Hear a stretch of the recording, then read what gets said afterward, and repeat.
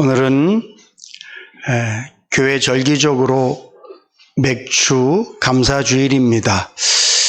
특별히 우리의 일상이 농사와 연관되어져 있지 않기 때문에 사실 맥주 감사주일이라든가 추수 감사주일 이런 것들이 좀 우리의 삶의 어떤 그런 터전에서는 잘 어울리지 않는 감사절입니다. 근데도 그냥 우리가 교회의 전통처럼 지켜지고 있기 때문에 뭐 특별히 나쁜 게 아니기 때문에 패하지 않고 계속 그냥 저희들이 교회 절기를 지키고 있습니다. 저는 개인적으로 꼭 이렇게까지 맥주 감사주일이니 추수 감사주일이니 이런 시대에 우리가 꼭 지킬 필요가 있나? 저는 그런 마음은 있어요, 개인적으로.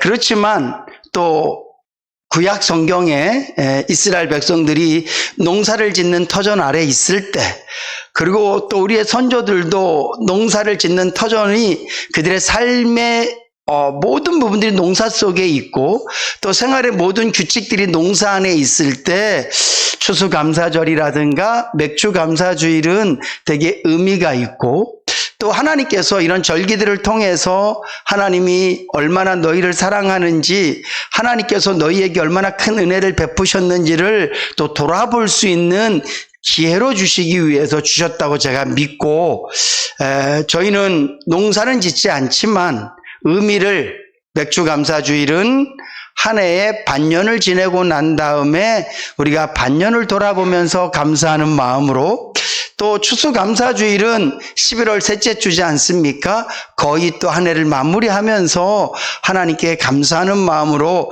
그냥 드리는 것도 나쁘지 않겠다. 그리고 그 의미를 잘 살리면 우리 교회에 여러 가지 은혜가 되고 유익이 있겠다라는 그런 마음이 있고 또 교회가 전통적으로 지키고 있는 것이니까 나쁜 게 아니면 따라가 주는 것도 은혜가 되겠다라는 마음이 들어서 사실 저는 이렇게 감사절 예배를 드릴 때마다 사실은 조금씩 늘 부담이 있어요.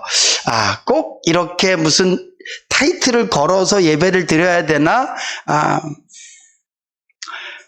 저는 개인적으로는 십자가의 그 사랑, 그 은혜 하나만으로, 부활절 하나만으로도, 이게 정말 우리 예수 믿는 사람들에게 가장 큰 절기고 그 십자가에 죽으신 예수를 기억하고 부활을 기억하는 것만으로도 우리는 하나님의 사랑과 그 은혜를 다 감사하고도 부족하고 다 드려도 부족할 만큼 그런 놀라운 은혜의 날이라고 저는 믿기 때문에 그러기는 하지만 그래도 이렇게 감사절을 하나님 앞에 드리게 됐음을 감사하고요. 특별히 저는 이번 맥주 감사주일을 통해선 다른 거 말고 우리의 심령 가운데 하나님이 나를 얼마나 사랑하셨는지, 하나님이 나를 얼마나 뜨겁게 사랑하셨는지, 하나님이 나를 얼마나 끊임없이 사랑하셨는지, 하나님의 사랑이 얼마나 놀라운지를 나눔으로 이미 여러분들이 한 반년 동안 하나님의 사랑이란 열매를 많이 거두셨거든요. 말씀을 들으면서 다시 한 번 더 그분의 사랑을 생각하시고 하나님 이번 맥주 감사절은 제가 하나님께 받은 이 사랑을 하나님 앞에 드립니다. 결국 추수감사절이 뭐예요? 하나님께서 은혜 주신 것을 통해서 열매를 거둬서 하나님께 드리는 것처럼 하나님께서 우리에게 주신 가장 큰 은혜는 사랑인데 하나님의 그 사랑이 이렇습니다. 이렇게 고백해 드리면서 제 안에 하나님의 사랑이 이렇게 연그렇습니다. 제 안에 하나님의 사랑이 이렇게 열매 맺었습니다. 내 심령 안에 맺어진 하나님의 사랑을 하나님께 드립니다. 내가 이 사랑 때문에 하나님께 감사합니다. 그런 고백을 담아 감사하는 그런 복된 감사절이 되기를 간절히 소망합니다. 사람의 마음엔 여러 개의 방이 있는 것 같아요. 이 방에는 물질의 방도 있고 건강의 방도 있고 관계의 방도 있고 또 여러 사람들마다 자기가 원하는 것들을 좀 담고 싶은 방이 있는 것 같아요. 그래서 이렇게 마음을 쭉 들여다보면서 어떤 데는 방이 차 있기도 하고 어떤 데는 빈 방이 되어 있기도 합니다. 우리는 얼마나 욕심꾸러기냐 하면 모든 방이 가득 차 있어야 감사가 돼요. 모든 방이 가득 차 있어야 행복이 돼요. 물질의 방에는 물질이 좀 차 있고 건강의 방에는 건강이 좀 차 있고 관계의 방에도 관계가 좀 차 있을 때 내가 좀 살맛이 난다 이렇게 생각이 하고 어느 방이라도 하나가 비어져 있으면 차져 있는 방으로 말미암아 만족하기보다는 빈 방 때문에 아파하고 힘들어하고 내 인생은 왜 이러지? 이러고 불평을 합니다. 근데 그도 그럴 만한 것이 마치 여러분들 가족이 한 10명쯤 되는데 엄마가 이제 일하러 나간 남편을 기다리고 이제 각자가 흩어진 자식들을 저녁마다 기다리는 거예요. 한 아이가 들어오고 또 한 아이가 들어오고 9명이 들어와도 1명이 들어오지 않으면 걱정되잖아요. 그런 것처럼 우리 인간은 우리 마음이라는 방에 내가 원하는 것들을 채우고 싶은데 그 채워지지 않으면 그 채워지지 않은 것 때문에 걱정하고 염려하고 힘들어하고 불행이라는 감정을 느낍니다. 그래도 감사한 것은 내 마음에 방들이 조금 비어 있어도 이 방이 가득 차면 불행을 좀 덜 느끼는 방이 있는데 그 방은 사랑이 들어있는 방이에요. 여러분들도 연애를 해보셔서 아시겠지만 사랑이라는 방에 사랑이 가득 차면 때로는 돈 방에 돈이 좀 부족해도 관계방에 다른 관계들이 좀 부족해도 건강이 좀 부족해도 사랑이 가득 차면 견딜만 하고 사랑이 가득 차면 다른 게 잘 안 느껴지고 안 보여서 사랑 때문에 나는 행복하다고 말하고 살아요. 그게 하나님께서 우리에게 주신 큰 복인 것 같아요. 돈은 좀 부족해도 건강은 좀 부족해도 사랑이라는 것으로 살아갈 수 있는 힘을 우리 인간에게 주셨단 말이죠. 근데 안타까운 것은 우리가 하는 대부분의 사랑, 이 사랑은 인간과의 사랑인데요. 인간의 사랑은 유통기한이 있습니다. 인간의 사랑은 굴곡이 있어요. 인간의 사랑은 좋았다 나빴다 해요. 저도 제 아내에게 사랑한다는 말을 아주 많이 들었거든요. 근데 너 때문에 못 살겠다는 말도 많이 들었어요. 물론 근본적으로 사랑이라는 것이 깔려 있겠지만 그래도 우리 인간의 사랑은 그렇다고요. 상대방에 의해서 내 사랑이 움직이기도 하고 상대방에 의해서 내 사랑이 흔들리기도 하고 그리고 나 스스로 시간이 지나면 내 사랑이 식어져서 그렇게 예뻐 보였던 사람이 미워지기도 하고 옛날에는 그것이 나에게는 매력처럼 보였는데 이제는 지겹기도 하고 이게 인간의 사랑이에요. 어쩔 수 없어요. 심리학자들은요, 인간이 사랑을 시작하면 도파민이라는 그 호르몬이 나오는데 그 유효기간이 30일이래요. 길면 6개월. 그러니까 인간이 한 사람을 뜨겁게 감정적으로 사랑할 수 있는 유통기한이 이렇게 정해져 있단 말이죠. 근데 우리 예수 믿는 사람들에게는 많은 방들이 있는데 특별히 우리에게도 사랑이라는 방이 있는데 사람을 통해서 사랑하는 방만 있는 게 아니라 하나님의 사랑이 머물 수 있는 방이 하나 있는 줄로 믿으시기 바랍니다. 그런데 하나님의 이 사랑의 방은 변함도 없고 중단도 되지 않고 커졌다 작아졌다 하지도 않고 언제나 한결같이 뜨겁고 크고 놀랍고 깊은 줄로 믿으시기 바랍니다. 우리가 이왕이면 이 땅에 살면서 물질의 방도 좀 채우고 건강의 방도 좀 채우고 관계의 방도 좀 채우고 사람과 사랑하는 방도 좀 채우면 좋지만 그런 것이 부족하다 할지라도 저는 확신 있게 말씀드릴 수 있습니다. 하나님께서 우리에게 주신 하나님과 나와의 사랑의 방에 그 사랑이 가득 차면 범사에 감사하고 항상 기뻐하고 어떤 상황 속에서도 자족하고 만족하는 능력이 있는 줄로 믿습니다. 저는 이 아침에 여러분들에게 하나님이 여러분들을 얼마나 사랑하시는지에서 말씀드리고 싶어요. 하나님의 그 사랑이 얼마나 큰지에 대해서 말씀드리고 싶어요. 그리고 여러분들 심령 가운데 하나님의 그 놀라운 사랑이 그 사랑의 방에 가득 차줘서 맞습니다. 하나님의 사랑 때문에 내가 삽니다. 하나님의 은혜 때문에 내가 삽니다. 하나님의 그 사랑이 나를 일으켜 세우고 하나님의 사랑이 나를 살만 나게 하고 하나님의 사랑이 나를 뜨겁게 합니다. 세상 그 무엇이 내 심령을 뜨겁게 하지 않습니다. 무엇이 닿아도 별로 열이 전달되지 않아요. 최근에 여러분들은 어떤 사람을 통해서 심령이 뜨거워 본 적이 있습니까? 어떤 문제를 보면서 마음이 뜨거워 본 적이 있습니까? 어떤 상황을 보면서 심령이 막 뜨거워져고 막 활활 타오른 적이 있습니까? 잘 없어요. 잘 없어요. 우리를 열정 있게 만들지 않는다고요, 세상은. 근데 하나님의 사랑은 언제나 나를 뜨겁게 하고 살맛 나게 하고 하나님의 사랑은 언제나 나를 일으켜 세우는 능력이 있는 줄로 믿습니다. 저는 특별히 오늘 본문 말씀을 통해서 하나님의 그 뜨거운 사랑, 우리를 향한 보여주신 그 주님의 사랑을 나누고 싶습니다.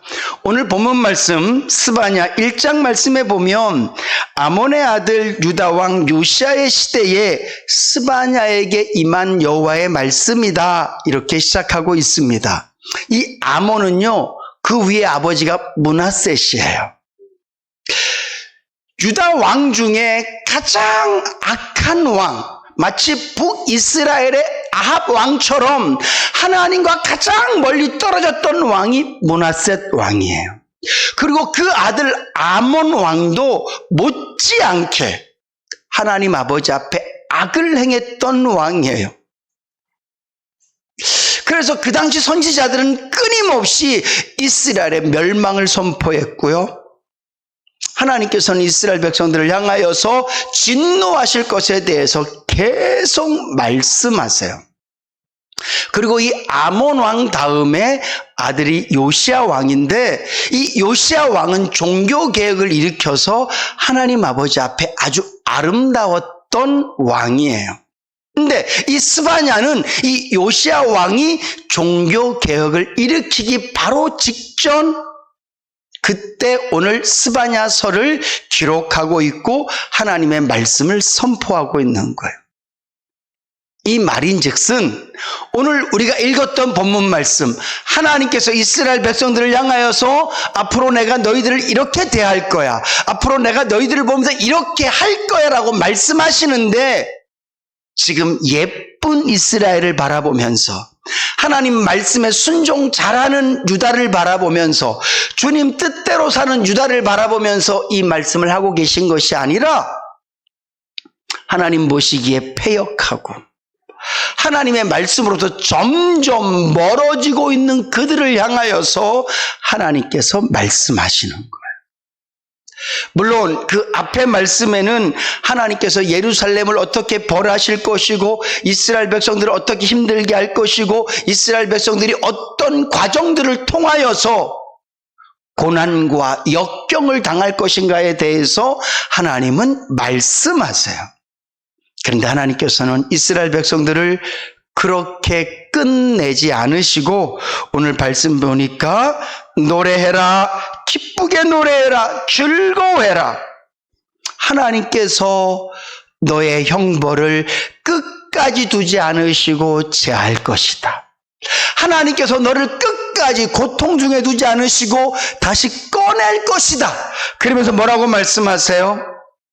하나님이 너의 안에 계시니 너희는 다시는 화를 당할까 두려워하지 마라. 그의 전능하신 하나님, 너희들에게 구원을 베푸신 하나님을 찬양해라. 그분은 너 때문에 기쁨을 이기지 못하고 너의 이름을 부르며 기뻐하시고 즐거워하실 분이 바로 하나님이시다. 이렇게 말씀하고 있습니다. 저는 이 말씀을 묵상하면서 십자가 위에 계신 예수님을 생각했습니다. 오늘 범죄한 이스라엘을 바라보면서 내가 그들을 다시 회복시키고 그들을 다시 예루살렘으로 돌아오게 할 때 내가 그들을 바라보면서 기쁘고 즐겁고 내가 너의 이름을 부르면서 어찌할 바 몰라 하시는 이 하나님의 마음을 보면서 십자가 위에 계신 예수님도 이랬을 것이라는 마음이 들면서 저는 그 하나님의 사람이 저에게 몇 배나 증폭되어져서 느껴졌습니다. 오늘 이스라엘 백성들을 돌아오게 하실 때에는 하나님의 그저 전능하심으로 그 모든 일들이 진행되어지는데 오늘 영원한 죄에서 헤어나지 못할 저와 여러분들을 끄집어내시면서 우리를 바라보시고 기뻐하시고 우리의 이름을 부르시면서 기뻐하시는 것은 예수님의 십자가의 은혜를 통해서 이루어진 것인 줄로 믿습니다. 그러면서 저는 엉뚱한 생각을 했어요. 성경에는 기록되어 있지 않는 엉뚱한 마음을 가졌어요. 그게 뭐냐 하면 십자가 위에 하나님께서는 십자가 위에서 예수님께서는 엄청 기쁘셨을 것이다. 물론 그분의 고백을 보면 십자가 앞에서 아버지 할 수만 있으면 이 잔을 내게서 떠나게 해주십시오. 제자들에게 야 내가 고민해서 죽게 됐다 이런 말씀을 하시지만 중요한 것은 그분이 십자가에 매달리셨을 때 그분은 기쁘시고 즐거우셨을 거라는 거죠. 왜냐하면 그분의 죽음을 통해서 우리가 살기 때문이에요. 부모라면 아이를 키우면서 한 번은 이런 생각을 해보셨을 거예요. 아이가 막 아플 때 내가 대신 아프면 좋겠다. 근데 내가 대신 아플 수가 없어요. 그리고 내가 아프다고 해서 아이가 낫는 게 아니에요. 근데 만약에 내가 대신 아파서 아이가 나을 수만 있다면 어떤 부모가 그 자리를 마다하겠습니까? 내가 아픈데 마치 그 아이가 막 아파할 때 열이 나고 고통스러워할 때 그 고통이 나에게 막 오면서 이 아이가 낫는다면 내가 아파하면서 즐거울 거예요. 왜냐하면 낫는 아이를 보기 때문이죠. 십자가에 달리신 예수님께서 그러셨을 것 같은 거예요. 당신의 고통이 심해질수록, 당신의 죽음이 깊어질수록, 수치와 아픔과 고난이 강해질수록 사실 저와 여러분들, 그리고 아직 이 땅에 태어나지 않은 수없이 많은 인류들, 그 엄청나게 많은 사람들이 어두움에서 빛으로 바뀌어지고 사망에서 생명으로 바뀌어지는 모습을 주님께서는 보셨을 거란 말이죠. 기쁘셨을 것 같아요.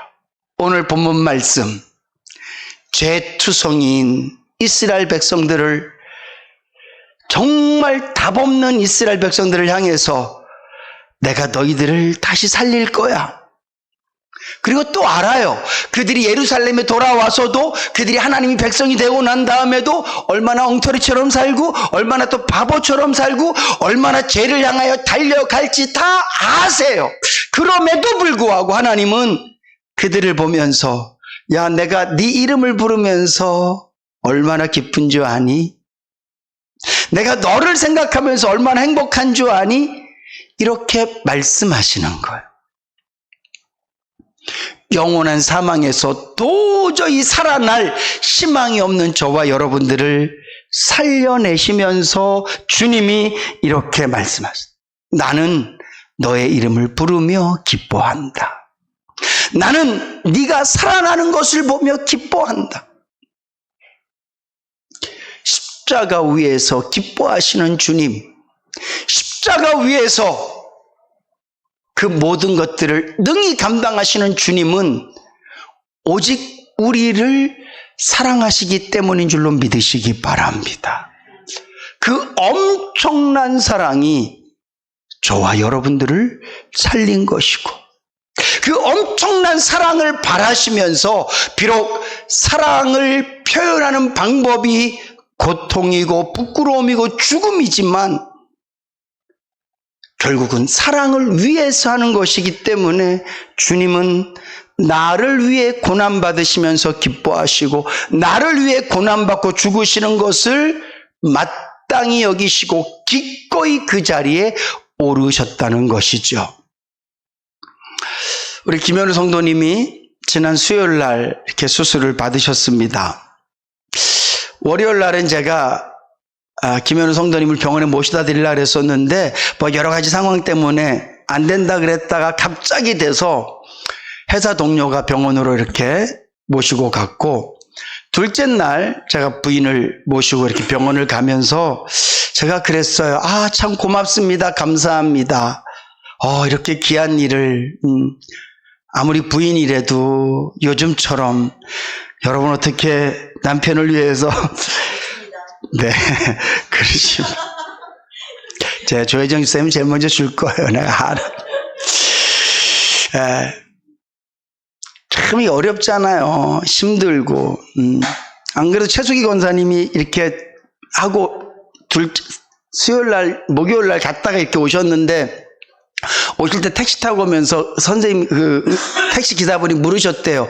왜 여기 병원에 왔냐? 그래서 네, 며느리가 우리 아들에게 간을 이식해줬대 때문에 요즘은 그런 며느리가 어디 있어요. 제가 무슨 말씀을 드리고 싶으냐 하면 화요일 날 같이 가면서 제가 이렇게 얘기했어요. 진짜 감사하다고 너무 귀하다고. 근데 그분이 제일 먼저 한 말이 뭔 말인 줄 아세요? 자기는 너무 기쁘대요. 진짜 기쁘대요. 사랑하는 남편에게 나의 장기를 띄워줄 수 있는 게 너무 기쁘대. 하나도 두렵지 않대요. 오히려 김현우 성도는 수술 전에 무서워요. 좀 힘들어요. 그래서 제가 할 수 있어. 나도 다 해봤는데 할만해. 그러니까 그렇구나. 목사님 해보셨구나. 근데 부인이신 정미선 자매님은 하나도 무섭지 않대요. 하나도 안 무섭고 너무 기쁘대. 딱 이렇게 막 그러면서 자기는 막 남편한테 이걸 줄 수 있다는 게, 그래서 내가 이걸 주면 남편이 다시 살아난다는 게, 와, 너무 행복하다는 거예요. 그러면서 막 그냥, 제가, 두 가지를 생각했어요. 김현우 성도가 엄청 잘하나 보다.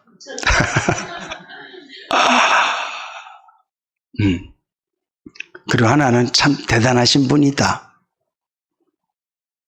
인간이 사랑하는 남편을 위해서 자기 장기를 띄워줄 때도 사랑하면 기쁘잖아요. 왜냐고요? 떼어주는 걸 생각하는 게 아니라 살 것을 생각하기 때문에 기쁜 거예요. 하나님께서 우리를 위해서 죽으시잖아요. 하나님 우리를 위해서 죽는 것 때문에 기쁜 게 아니라 우리가 살아나기 때문에 기쁜 거예요. 오늘 본문 말씀에 이스라엘 백성들을 보면서 내가 기쁜 이유는 뭐냐?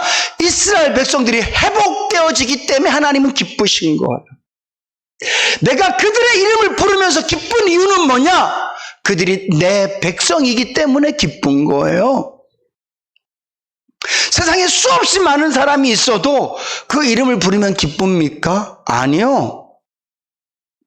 각자마다 불렀을 때 기쁜 이름이 있을 거예요. 가장 큰 기쁨은 자녀겠죠. 내 새끼 이름을 부르면 기쁘잖아요. 근데 하나님께서도 이스라엘 백성들의 이름을 부르시면서 기쁘신 이유는 그 백성들이 내 백성 되었기 때문이에요. 오늘 하나님께서는 저와 여러분들에게도 똑같은 마음으로 우리를 대하시는 줄로 믿으시기 바랍니다. 비록 하나님께서 이 땅에 사람의 몸을 입고 오셨지만 그분은 기쁘셨어요. 왜냐하면 그분이 천국을 버린 순간 이 땅의 죄인들이 천국을 얻기 때문이에요. 그분이 하나님이라는 그 영광의 보좌를 포기한 순간 저와 여러분들이 하나님의 자녀라는 명칭을 얻기 때문이에요. 그분이 십자가에서 모든 인간의 죄를 뒤집어 쓰고 못 박혀 죽으시면서 기쁘셨던 이유는 그분이 죄 때문에 죽으심으로 말미암아 우리의 죄가 깨끗해졌기 때문이에요. 그분이 기꺼이 육신을 죽여 무덤에 가시면서도 기쁘셨던 이유는 저와 여러분들을 무덤에서 해방하시고 천국으로 영원한 우리의 집을 마련하셨기 때문에 그분은 기쁘셨던 거예요. 그분이 기쁜 이유는 이 세상에 왔기 때문도 아니고, 그분이 기쁜 이유는 그저 내가 누군가를 위해서 죽었기 때문이 아니라, 그분이 기쁜 이유는 살아나는 저와 여러분들을 보았기 때문이에요. 이게 하나님의 사랑입니다. 이 사랑을 내 마음의 방에 담으면 감격할 수밖에 없어요. 나 같은 것을 살리시면서 기뻐하셨다고요? 나 같은 것을 위해 죽으면서 기뻐하셨다고요? 나를 위해서 살을 찢으시면서 기뻐하셨다고요? 나를 위해서 죽음의 어둠을 맛보시면서 기뻐하셨다고요? 그것이 하나님의 사랑의 크기이고 하나님의 사랑의 깊이이고 그것이 하나님의 사랑의 농도예요.